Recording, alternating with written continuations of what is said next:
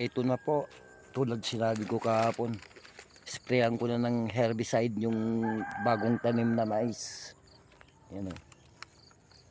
Hindi ko na pinakita yung pangalan niya, malayo. Baka ano, makuha tayo. Gustong gusto ng kumpanya yan. Umpisa na natin guys. Oh.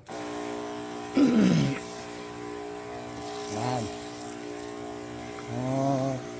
Pagkatapos ko rito, after 1 week, makikita mo na yung resulta nito.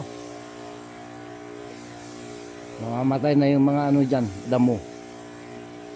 Hanggang kwan lang pa nag-spray habang may hamog para kakapit yung ano sa dahon. Alas 9 ganon. Bukas ulit ganon pag ano alas 9 na titigil na ako.